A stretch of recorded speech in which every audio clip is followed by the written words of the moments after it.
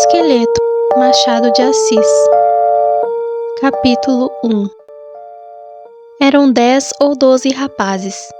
Falavam de artes, letras e política.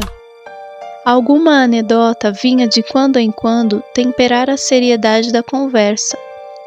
Deus me perdoe, parece até que se fizeram alguns trocadilhos. O mar batia perto na praia solitária. Estilo de meditação em prosa. Mas nenhum dos 12 convivas fazia caso do mar. Da noite também não, que era feia e ameaçava a chuva. É provável que, se a chuva caísse, ninguém desse por ela. Tão entretidos estavam todos em discutir os diferentes sistemas políticos, os méritos de um artista ou de um escritor, ou simplesmente em rir de uma pilhéria intercalada a tempo. Aconteceu no meio da noite que um dos convivas falou na beleza da língua alemã. Outro conviva concordou com o primeiro a respeito das vantagens dela, dizendo que a aprendera com o Dr. Belém. Não conheceram o Dr. Belém? Perguntou ele. Não, responderam todos. Era um homem extremamente singular. No tempo em que me ensinou alemão, usava de uma grande casaca que lhe chegava quase aos tornozelos e trazia na cabeça um chapéu de Chile de abas extremamente largas. Devia ser pitoresco, observou um dos rapazes. Tinha instrução? Variadíssima. Compusera um romance e um livro de teologia e descobrira um planeta.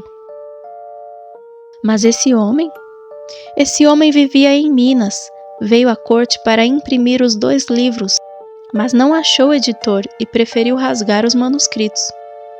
Quanto ao planeta, comunicou a notícia à Academia das Ciências de Paris, lançou a carta no correio e esperou a resposta. A resposta não veio porque a carta foi parar em Goiás. Um dos convivas sorriu maliciosamente para os outros, com ar de quem dizia que era muita desgraça junta. A atitude, porém, do narrador tirou-lhe o gosto do riso. Alberto, era o nome do narrador, tinha os olhos no chão, olhos melancólicos de quem se rememora com saudade de uma felicidade extinta.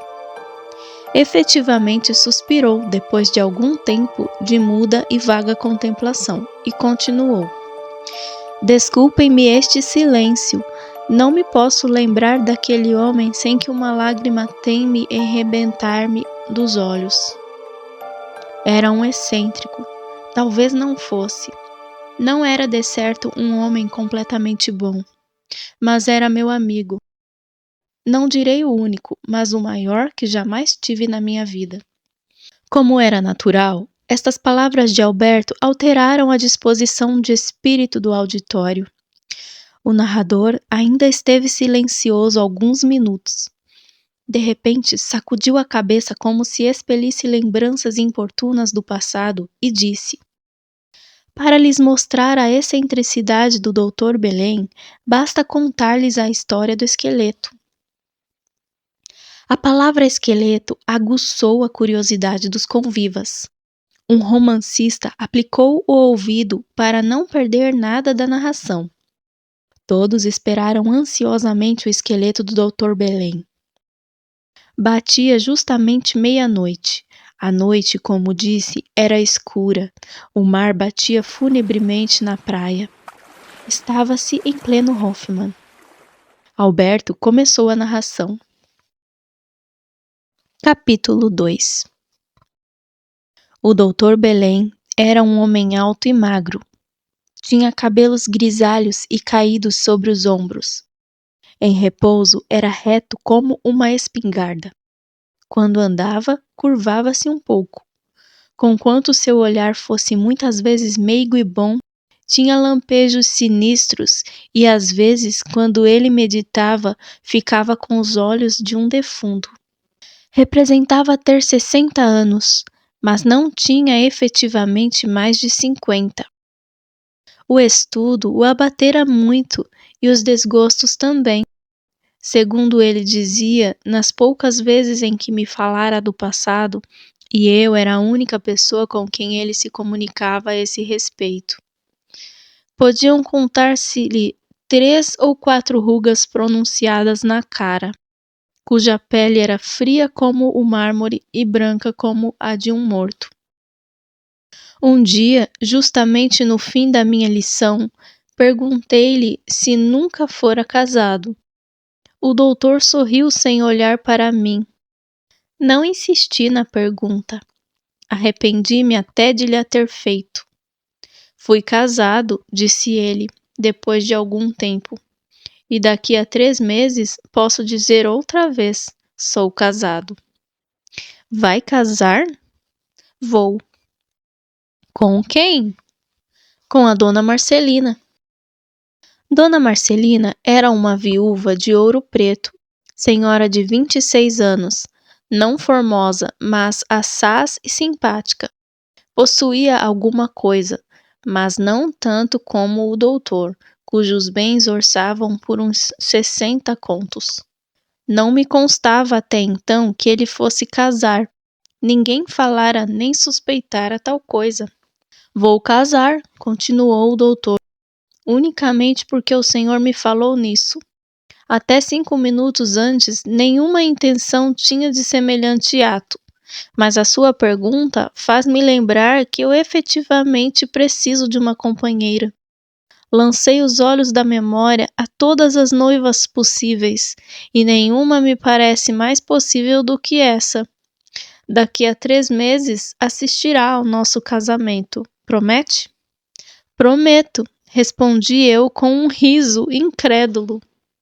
Não será uma formosura, mas é muito simpática, de certo, acudi eu. Simpática, educada e viúva. Minha ideia é que todos os homens deviam casar com senhoras viúvas. Quem casaria então com as donzelas? Os que não fossem homens, respondeu o velho, como o senhor e a maioria do gênero humano. Mas os homens, as criaturas da minha têmpera, mas... O doutor estacou como se receasse entrar em maiores confidências e tornou a falar da viúva Marcelina, cujas boas qualidades louvou com entusiasmo. Não é tão bonita como a minha primeira esposa, disse ele. Ah, essa... Nunca a viu? Nunca. É impossível. É a verdade. Já o conheci viúvo, creio eu. Bem, mas eu nunca lhe a mostrei. Ande vê-la. Levantou-se. Levantei-me também. Estávamos assentados à porta.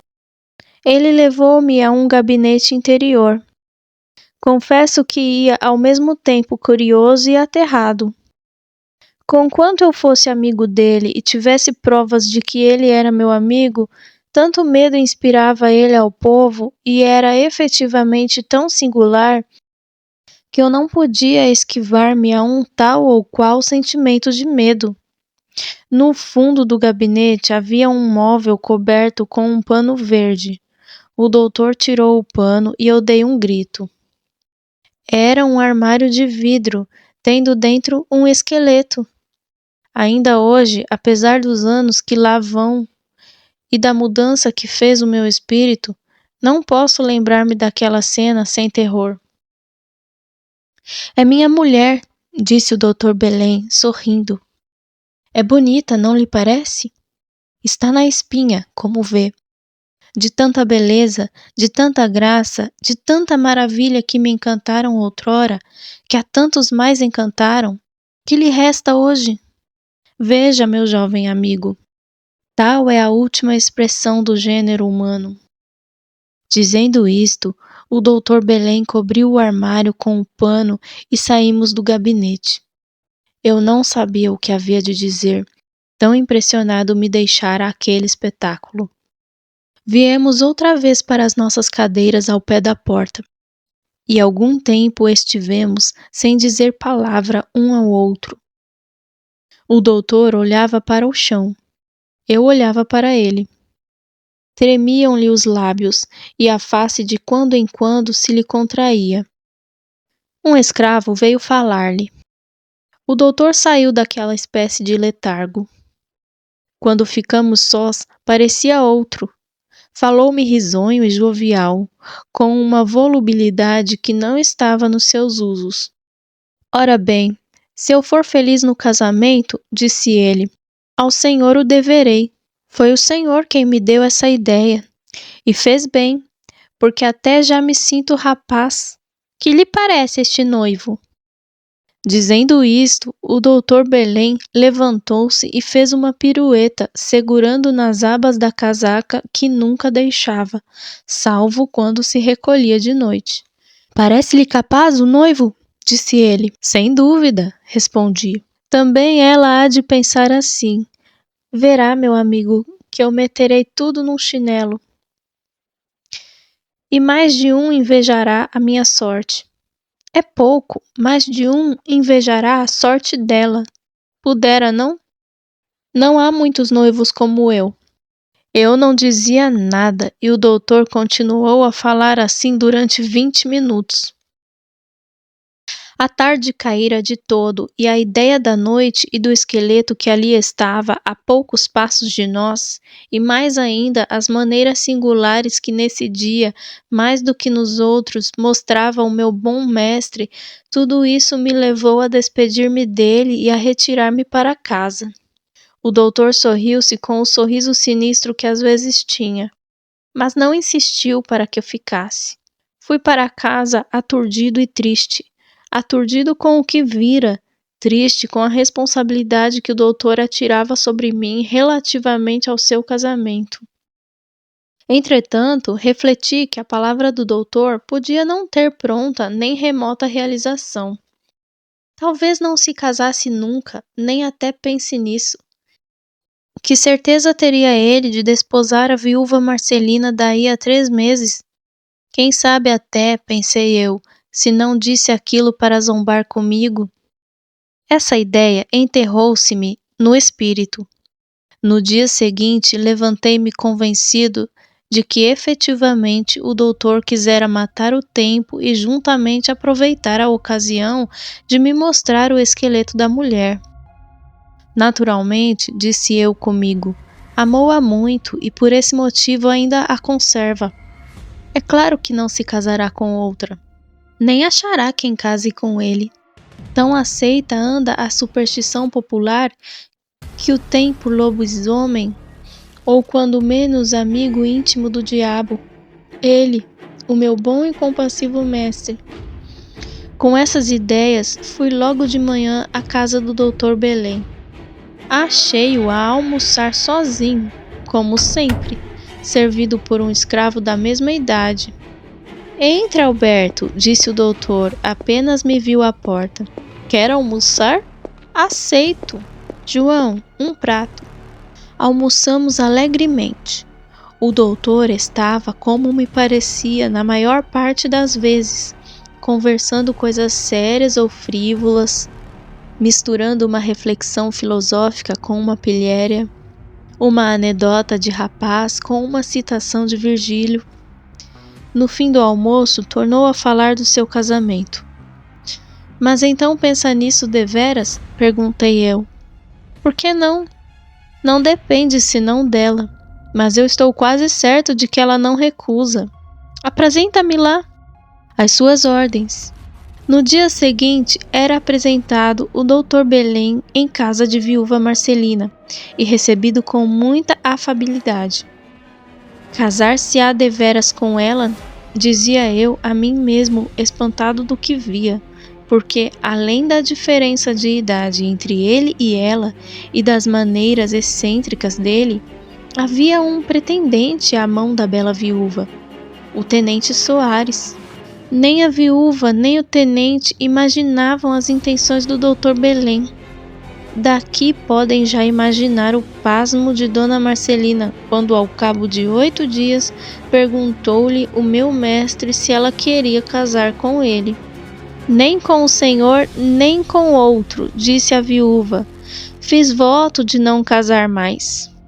Por quê? Perguntou friamente o doutor. Porque amava muito a meu marido. Não tole isso que ame o segundo, observou o candidato sorrindo. E depois de algum tempo de silêncio: Não insisto, disse ele, nem faço aqui uma cena dramática. Eu amo-a deveras, mas é um amor de filósofo, um amor como eu entendo que deviam ser todos. Entretanto, deixe-me ter esperança. Pedir-lhe-ei mais 2 vezes a sua mão. Se da última nada alcançar, consinta-me que fique sendo seu amigo. Capítulo 3. O Dr. Belém foi fiel a este programa. Dali a mês, pediu outra vez a mão da viúva e teve a mesma recusa, mas talvez menos peremptória do que a primeira.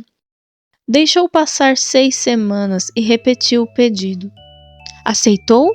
Disse eu apenas o vi vir da casa de Dona Marcelina. Por que havia de recusar?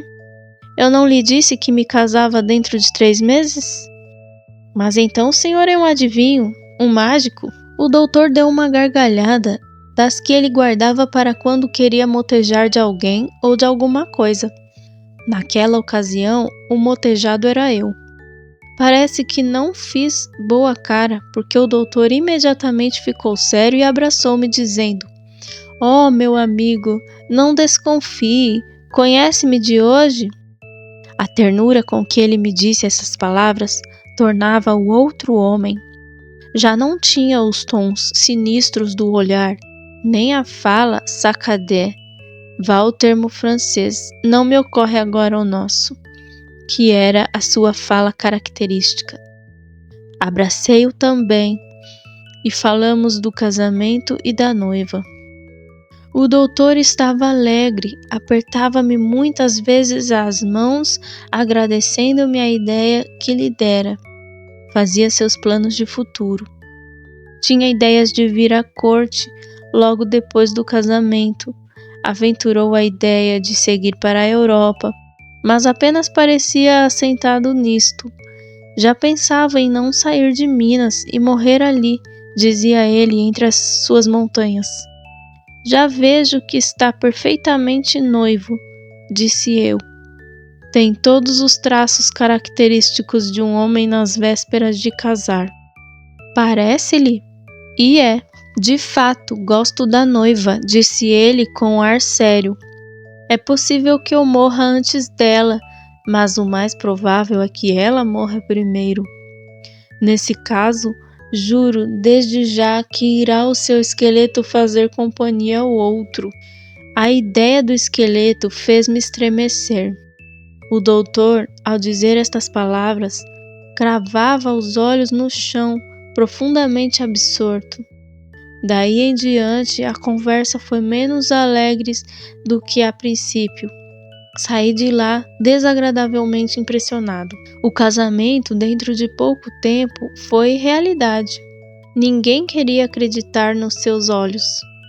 Todos admiraram a coragem, era a palavra que diziam, da viúva Marcelina, que não recuava àquele grande sacrifício. Sacrifício não era, a moça parecia contente e feliz. Os parabéns que lhe davam eram irônicos, mas ela os recebia com muito gosto e seriedade. O tenente Soares não lhe deu os parabéns. Estava furioso. Escreveu-lhe um bilhete em que lhe dizia todas as coisas que em tais circunstâncias se podem dizer. O casamento foi celebrado pouco depois do prazo que o Dr. Belém marcara na conversa que tivera comigo e que eu já referi. Foi um verdadeiro acontecimento na capital de Minas. Durante 8 dias não se falava senão no caso impossível. Afinal, passou a novidade como todas as coisas deste mundo, e ninguém mais tratou dos noivos.